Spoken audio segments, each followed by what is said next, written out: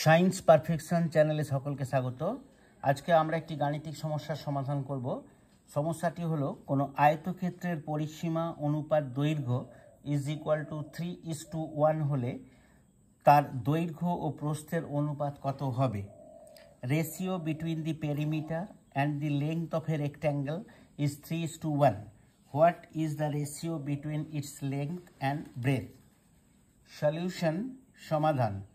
ধরি আয়তক্ষেত্রটির দৈর্ঘ্য L, প্রস্থ B, তাহলে পরিসীমা হবে 2 × L + B।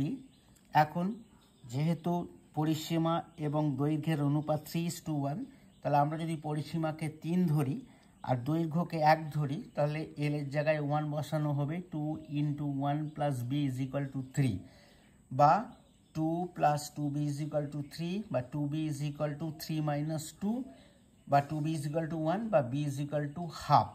তাহলে দৈর্ঘ্য 1 হলে প্রস্থ হয় হাফ। তাহলে আয়তক্ষেত্রের দৈর্ঘ্য ইস টু প্রস্থ is equal to 1:1/2 is equal to 2:1। 2 দিয়ে গুণ করলে এটি হয়ে যাবে 2:1। তাহলে এক্ষেত্রে আয়তক্ষেত্রটির দৈর্ঘ্য এবং প্রস্থের অনুপাত হবে 2:1। আজকে এই পর্যন্তই। আমার ক্লাসটা শোনার জন্য সকলকে ধন্যবাদ। ক্লাসটা ভালো লাগলে একটা লাইক দেবে, বন্ধুদের সঙ্গে শেয়ার করবে এবং চ্যানেলটিকে সাবস্ক্রাইব করবে। অবশেষে আরও একবার সকলকে ধন্যবাদ জানিয়ে আজকে ক্লাসটা আমি শেষ করছি। নমস্কার।